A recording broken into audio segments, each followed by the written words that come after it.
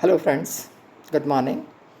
Today for class 10th biology classes. In previous class we are reading about the circulatory system, that is blood circulatory system, and in last class we have learnt about the blood, because it is the blood which circulates in whole the body of the organism, and through it all the exchanges of material it takes place, right? So blood we completed. Now come to the next, and that is the human circulatory system.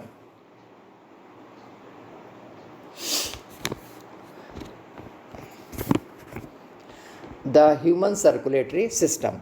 So the human circulatory system, it consists of the organs like heart and the blood vessel. There are two main organs are there, that is, one is heart and second is blood vessels.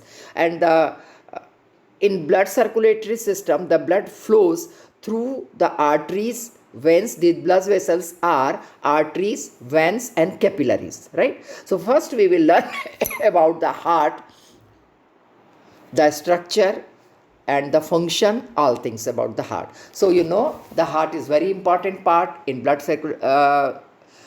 circulatory system, of course, and in the life of an organism also. It is a muscular organ and it is made up of cardiac muscles. Heart is made up of cardiac muscles, and it is roughly triangular in shape.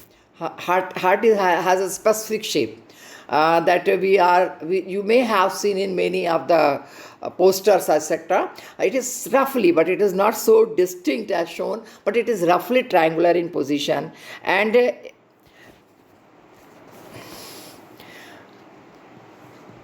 the size of our heart is just as big as our fist. Fist means जिसको हम मुट्ठी कहते हैं, up to that the heart size has.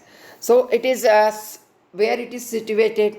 The heart is situated between the two lungs of the body, and it is slightly tilted towards, थोड़ा झुका हुआ होता है, towards the left side. So we say the heart is on the left side of the body. ठीक है? And it is protected. The heart is the cardiac muscles. It is a very delicate organ, so it is protected with the tissue, protected tissue around it, and that protected tissue, which is hard, of course, and it is called pericardium. So the whole heart is surrounded by the protective tissue, which is called as pericardium, and between the pericardium and the heart there is a fluid. This fluid works to lower the friction produced during heartbeat. We can feel it, we have heartbeats, so it is with high pressure to slow down the friction of that heartbeat. This fluid which is present in between the pericardium and heart, it helps in it, right? Then it is what is the structure, how it is structured? So it is four chambered structure. The upper two chambers, they are called as atria or atrium, and the two lower chambers, they are called as ventricles. So we can see it through a figure. So this is the longitude section of the heart. Through this we can understand it. This section, these two sections, these are the articulum and these are the ventricles. These two sections, these are ventricles. Okay? This is four chambered structure, and these you see here,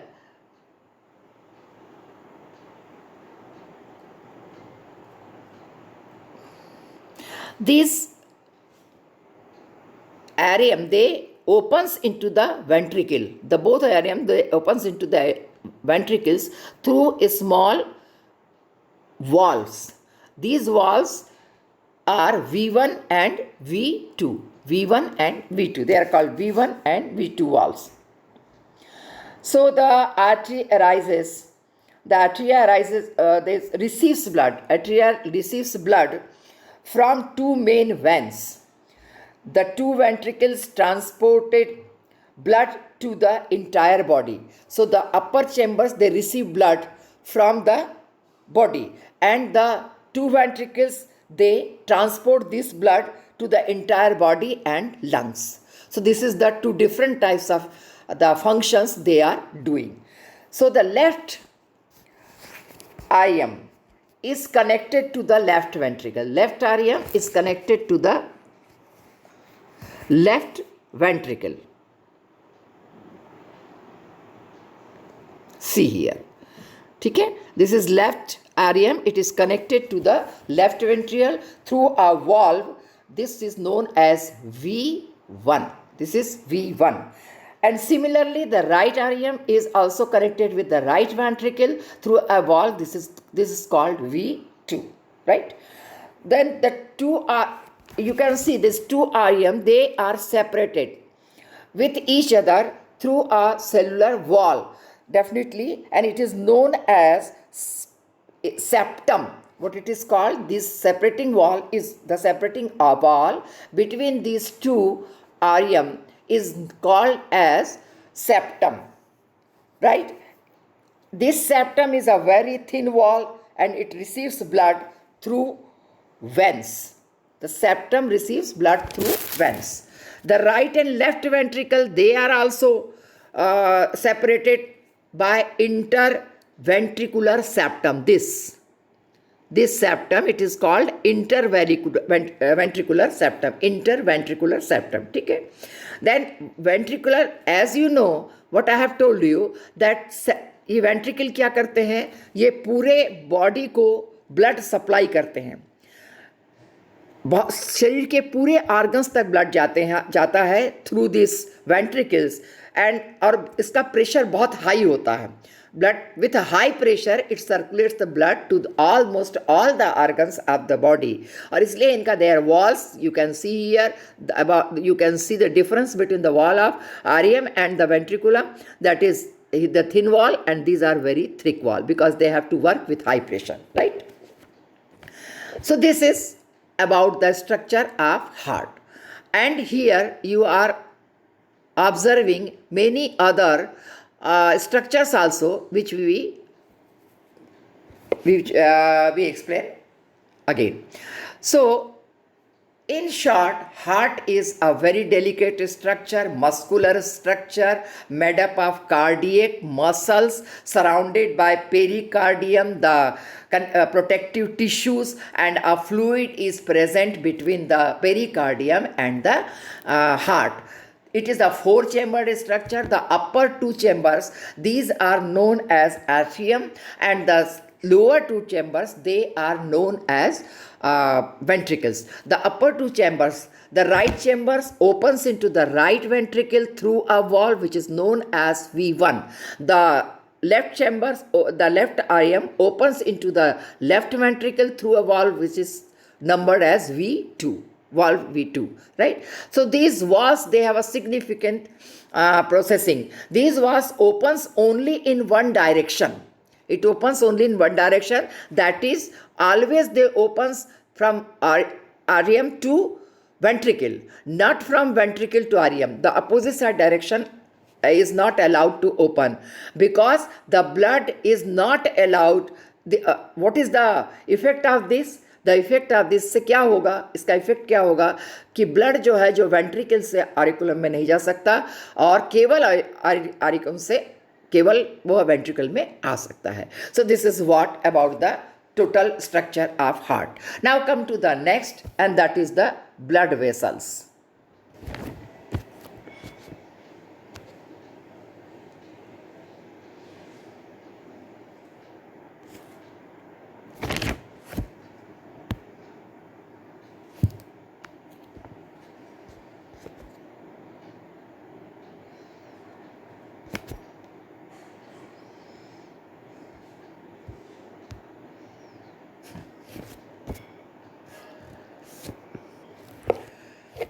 So blood vessels, as I have told you, they are of three types in the human body, that is arteries, capillaries and veins. So first we will learn about arteries. Arteries are the thick walled. They are very, not very much, but thick walled as compared to the veins. Blood vessels, they carry blood from the heart to all parts of the body. Arteries are responsible to carry blood, heart से blood को पूरे शरीर के parts तक पहुंचाने की जिम्मेदारी arteries की होती है और ये पूरे शरीर में फैली होती है. अब इसमें इस पूरे फैलाव में there are two main arteries. They are called as aorta, and they are connected to the left ventricle of hearts. Aorta is number 1. It is connected with the left ventricle of heart through a valve V3, and it carries oxygenated blood from the left ventricle to all parts of the body except lung. तो क्या हुआ इसका मतलब समझ गए आप. The left ventricle of heart, जो heart का लेफ्ट वेंट्रिकल से जो एरोटा निकलता है, यह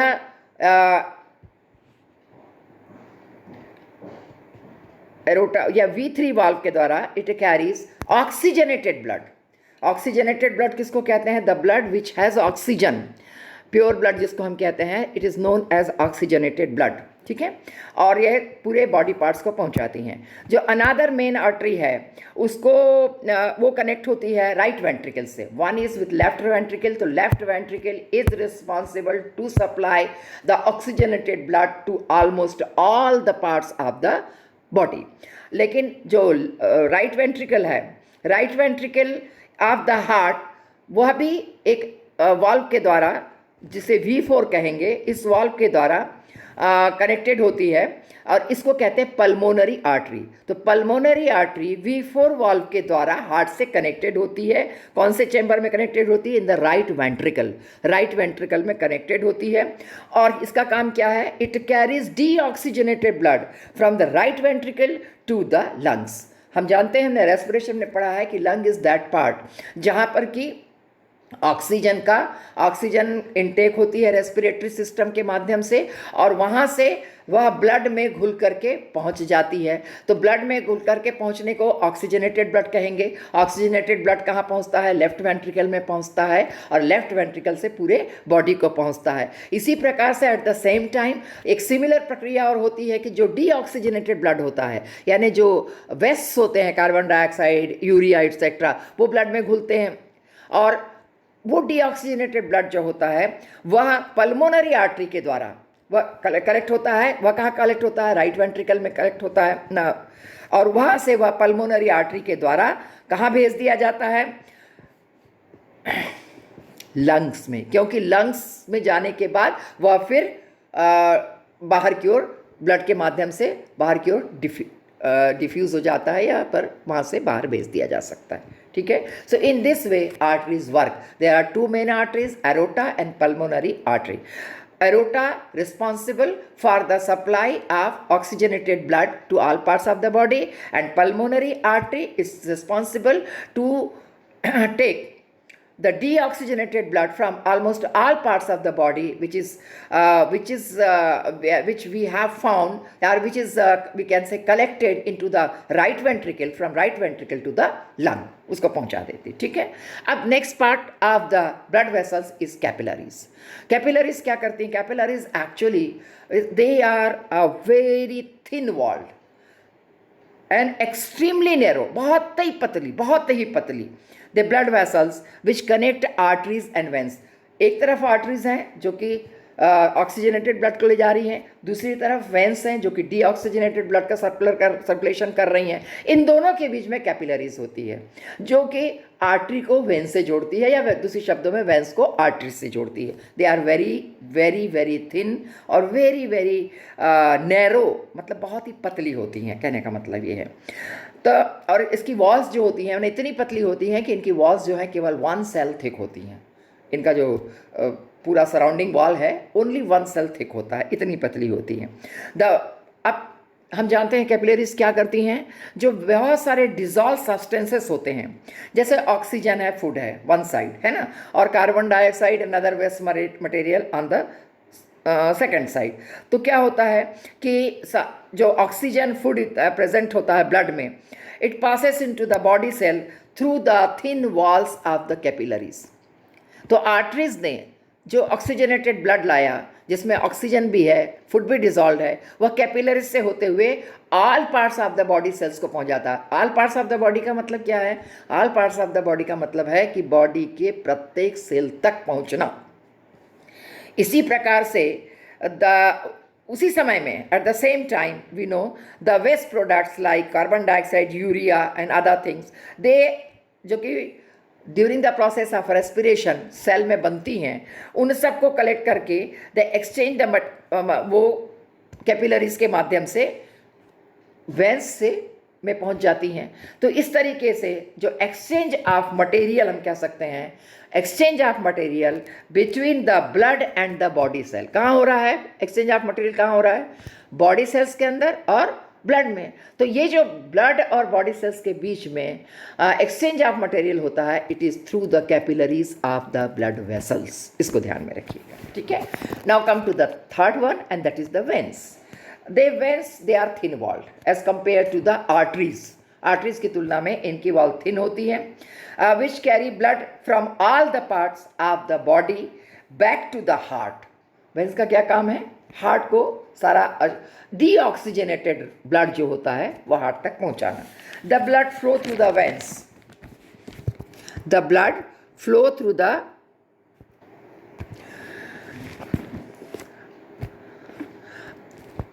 मैंने आपसे कहा कि जो आर्टरीज होती हैं उनकी जो they are thick walled and the veins they are thin walled. क्यों? ऐसा क्यों? तो देखिए, जो आर्टरीज में ब्लड का सर्कुलेशन होता है, it is pumping from the heart and it is with great pressure. Due to that great pressure what friction appears rise होता है, उसको सहन करने के लिए the walls they are thick. But in case of veins इस तरह का कोई प्रेशर नहीं होता है और इसलिए इनको बहुत थिक वॉल की आवश्यकता नहीं है। सो देयर फॉर द जो वेंस का जो वॉल है, कवरिंग वॉल है, दे आर थिन, ठीक है। इसको ध्यान रखिएगा। जो वेंस होती हैं इनकी वॉल में वॉल्स पाए जाते हैं। This walls they prevent the black flow of the blood in them। तो वेंस का डायरेक्शन जो है वह वन साइड है। यूनिसेट मतलब वन साइड है। ये वॉल्व जो हैं यह ब्लड को पीछे की दिशा में जाने से रोकते हैं और इन वॉल्व्स के कारण there is one direction flow of blood appears in veins, ठीक है। द पल्मोनरी, यहाँ भी दो प्रकार की वेन्स हैं। The pulmonary vein, one is pulmonary vein, it is connected to the left atrium to the heart, carries oxygenated blood to from lungs, oxygenated blood from lungs to back to the heart। तो जो pulmonary van है वो क्या करेगी? Left atrium of heart से जुड़ी होती है, हार्ट का जो लेफ्ट आर्टरियम है उससे जुड़ी होती है और इट ऑक्सीजनेटेड ब्लड को लंग से हार्ट तक पहुंचाने का काम करती है, ठीक है। और द सेकेंड मेन वेन जो है उसको कहते हैं वेना केवा।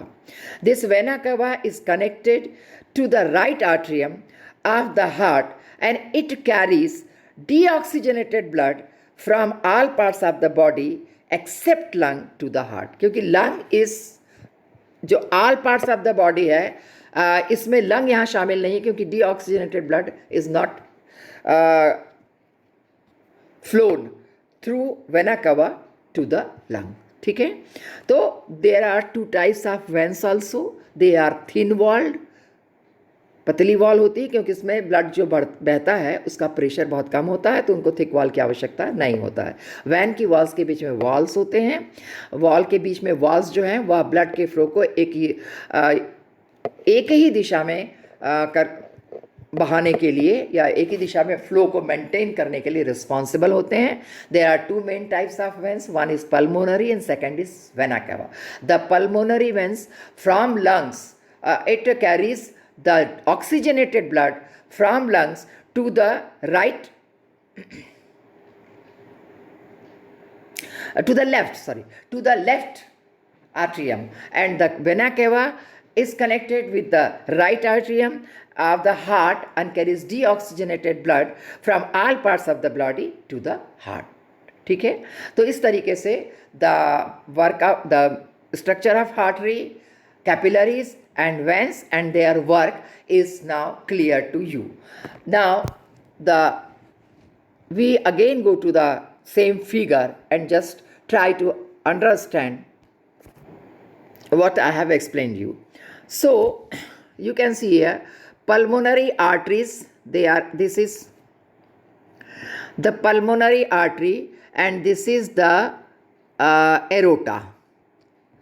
At the same time it is pulmonary vein and it is the vena cava. So this is clear from this picture that how they are connected with the heart, right? So heart is also worked like a pump. Pump आपने देखा है कभी, वह किस तरीके से flow के साथ में पानी को बाहर फेंकता है. In that way the heart is working. और ब्लड जो हार्ट में पाया जाता है इसको around our body continuously without stopping. इसमें कभी भी स्टॉप नहीं हो सकता है. It is continuously working like a pump. लेकिन ये भी हम कह सकते हैं it works like A double pump. इसमें डबल पंप होते हैं. डबल पंप को कैसे समझेंगे? The left side of the heart, जिसको कि हम कहते हैं left atrium and left ventricle, act as one pump. ठीक है ना, लेफ्ट वन पंप की तरह काम. Left side of the heart works like a pump, that is number one pump, and the right side of the heart, that is right auriculum and right ventricle, that works like a second type of pump, or iska second type of pump, this is the number two pump. Therefore it is working as a double pump. And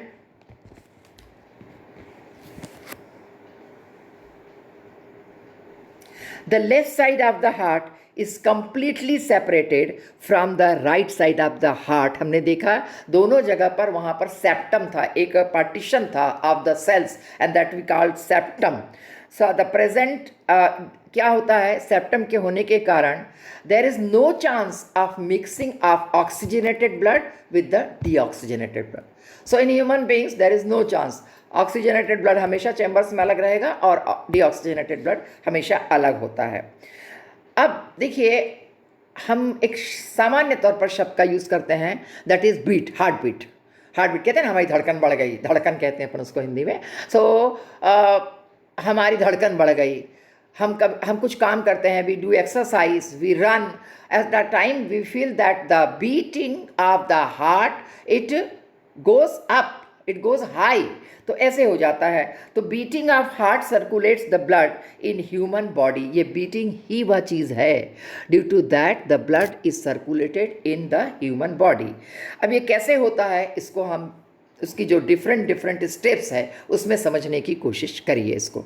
so the first step is that when all the four chambers, that is right auriculum, left auriculum, right ventricle and left ventricle, they are in resting position.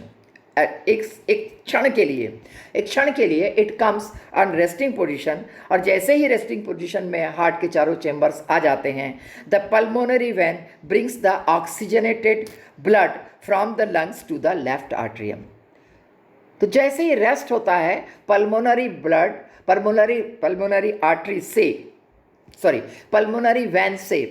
When से जो oxygenated blood होता है वह कहाँ पहुँच जाता है? It comes to left atrium. So the working starts from left atrium. अब लेफ्ट आर्ट्रियम, और हमने देखा कि लेफ्ट आर्ट्रियम लेफ्ट वेंट्रिकल से एक वाल्व के द्वारा जुड़ा हुआ होता है, which is in uni direction, which works in only uni direction, जिससे इसमें प्रेशर बढ़ता है. एंड जैसे ही इसमें ब्लड भर जाता है, इसमें कॉन्ट्रैक्शन हो जाता है. द लेफ्ट आर्ट्रियम जो है वह कॉन्ट्रैक्ट होता है और the blood is passed into the left ventricle to the valve V1. हमने देखा था क्योंकि वन साइड फ्लो है वाल्व का, तो उस प्रेशर से वाल्व जो है वो नीचे की ओर दब जाता है. And the blood which comes into left atrium, it comes into the left ventricle. अब लेफ्ट वेंट्रिकल में सेकेंड पोजीशन में हमने देखा कि लेफ्ट वेंट्रिकल में ब्लड पहुंच गया.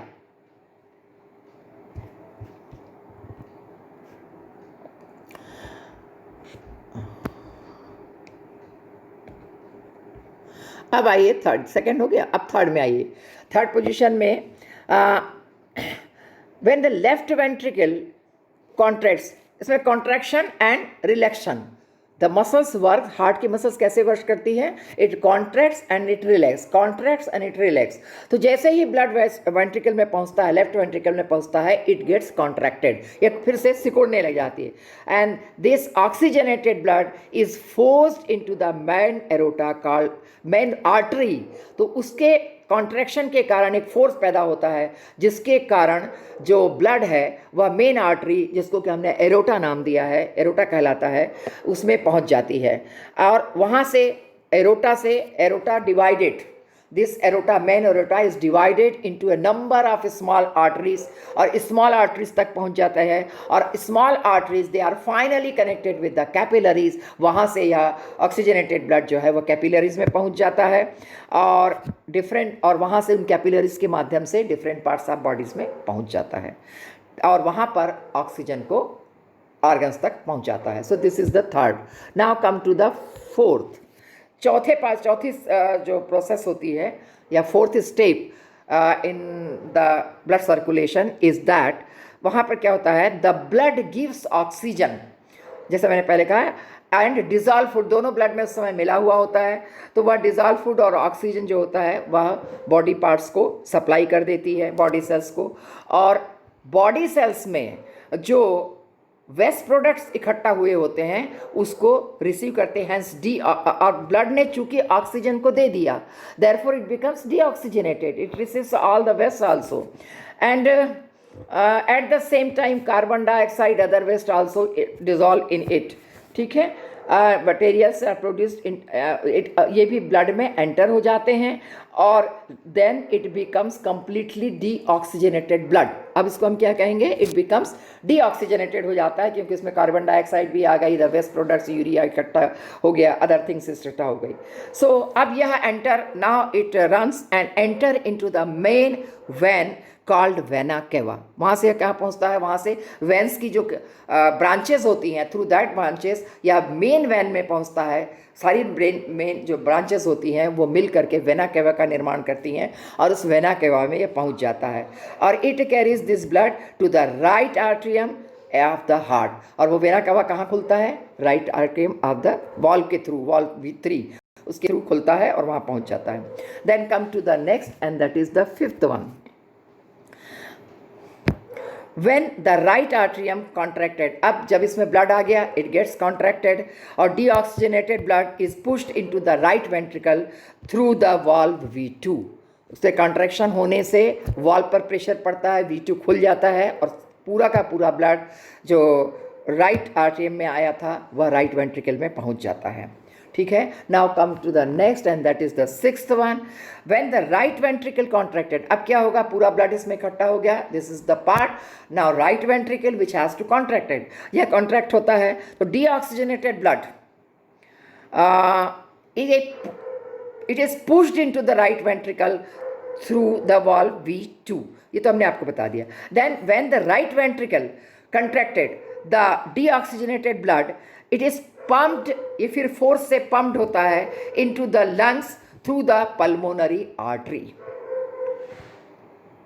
पल्मोनरी आर्टरी के द्वारा, और बहुत प्रेशर के साथ यह लंग्स को भेज दिया जाता है, और इन द लंग्स ब्लड जो कि डीऑक्सीजनेटेड ब्लड पल्मोनरी आर्टरी से पहुंचा है वह फिर से वहाँ पर अपना कार्बन डाइऑक्साइड और वेस्ट प्रोडक्ट छोड़ देता है, और वहाँ पर ऑक्सीजन और फूड को एब्जॉर्ब करता है, और now the blood is again becomes oxygenated and sent into the left atrium। तो इस तरह से left to right blood is circulated through the parts of hearts and becomes oxygenated, deoxygenated, and this process is a continuous process. It never stops. The stopping of this process means the working of heart is stopped, and the working of heart is stopped means the man is no more। ठीक है, तो इस तरह से pumping का process होता है। अब हम एक और सेक्शन के बारे में बात करेंगे, and that is the pulmonary circulation. There are some, कुछ ऐसे शब्द हैं, कुछ ऐसे टर्मिनोलॉजीज हैं, इस सब में आपको कभी कभी उनके बारे में प्रश्न होते हैं। सो आप उस टर्मिनोलॉजी को थोड़ा समझ लें, बाकी वर्किंग जो है हार्ट की पूरी हो गई। Now one terminology is pulmonary circulation, PULMONARY, pulmonary circulation. So क्या होता है, in the human circulatory system में हमने देखा कि the pathway of blood from the heart to the lung and then back to the heart, मतलब system क्या बना हुआ है, from heart blood goes to lung and from lung blood again comes to heart. This total pathway is called as pulmonary circulation through lungs only. Pulmonary circulation is related with the blood circulation of lungs to heart and hearts to lung only. Now come to systematic circulation. The next topic is next terminology is systematic circulation. तो आपने देखा एक part circulation का होता है कि जो lungs से ही रिलेटेड है, और दूसरा पार्ट ऑफ सर्कुलेशन है जो बॉडी पार्ट से रिलेटेड है. तो रिलेटेड बॉडी पार्ट से रिलेटेड जो है it is known as systematic circulation, और लंग से रिलेटेड जो है it is known as pulmonary circulation. So the pathway of blood from the heart to the rest part of the body and back to the heart is called systematic pathway. ठीक है.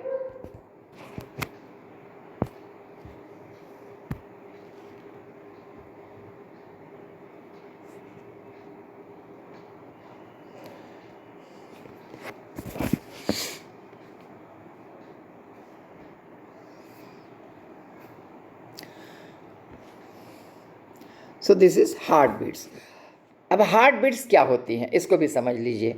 हम जानते हैं कि जो हमारा हार्ट है it is continuously contracting and relaxing, है ना, contracting relaxing again and again, जिसके कारण कि ब्लड पूरे शरीर में पंप होता है और यह कंटिन्यूस प्रोसेस चलती रहती है. So one complete contraction and relaxation of the heart is called a heart beat. मतलब एक बार हार्ट कॉन्स्ट्रक्ट हुआ और दूसरी बार और at the same time it relax हुआ, तो this is one contraction, this is one relaxation is known as one heart beat. ठीक है. Heart usually beats about 70 to 72 times in a minute. एक मिनट में कितना बीट करता है, 70 to 72 times at the time of resting, जब हम normal resting period में होते हैं. लेकिन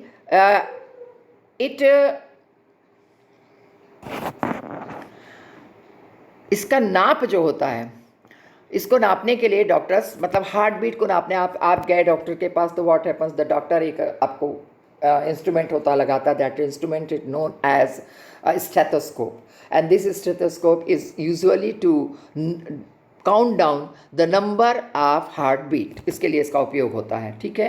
अगर आप कोई फिजिकल एक्सरसाइज कर रहे हैं या दौड़ रहे हैं, साइकिल चला रहे हैं, या कभी कभी टेंशन हो जाती है, due to that tension also our heart beats increases. और इसका इंक्रीजिंग जो है कभी कभी 100 तक, कभी 100 पर मिनट भी हो सकता है. ज़्यादा होने पर it is very dangerous to the working of heart. ठीक है. It's the faster heart beats results into rapid pumping of the blood. क्योंकि यदि यह बढ़ेगा तो क्या हो जाएगा, या प्रेशर करेगा, प्रेशर करने से जो पंपिंग ऑफ ब्लड है वह हार्ट पर प्रेशर पड़ेगा और हार्ट ज़्यादा ब्लड को पंप करने की कोशिश करता है और बॉडी ऑर्गन तक ज़्यादा की ज़्यादा पहुंचाने की कोशिश करता है, जिसके कारण ज़्यादा से ज़्यादा ऑक्सीजन पहुंचे और वह जो प्रोसेस है जो एक्सरसाइज के लिए, जबकि आप एक्सरसाइज कर रहे हैं, आपको ज़्यादा एनर्जी की आवश्यकता है, for oxygen is more needed, and for that oxygen is pumped more with the increase heart beat to the part of that particular part of body. ठीक है. तो ये हो गया हार्ट बीट्स के बारे में. Normal it is 70 to 72 during exercise, during running and during doing other things, and tension also it may increases. इसके इंक्रीज होने का मतलब होता है that organ, that part needs more oxygen, so it exerts a pressure on the heart to send more and more blood. That means to send more and more oxygen to that part of the body. So the great rise in this beats, it is not the usual process, and it is not good for heart also. The second thing is pulse. आप जब doctor के पास जाते हैं, what doctor is doing, he put his hands, his fingers on your wrist. होता है ना ऐसा, ऐसे रिस्ट पे रखते हैं और they try to count your pulse rate. What is it called? It is called pulse rate napna. So every time when the blood is forced into arteries, it makes them expanded a little. जब कभी भी blood force होता है, हमारी arteries little bit expand हो जाती है, और एक्सपेंशन ऑफ आर्टरी जो होता है वो फोर्स्ड इनटू, उसमें मतलब फोर्स के कारण होता है. So that force can be counted और इट इज़ कॉल्ड पल्स. जैसे ही ब्लड में फोर्स हुआ, ब्लड आर्टरी में जैसे ही फोर्स्ड हुआ, वह आर्टरी एक्सपैंड हुई, और एक्सपैंड होने के कारण उसमें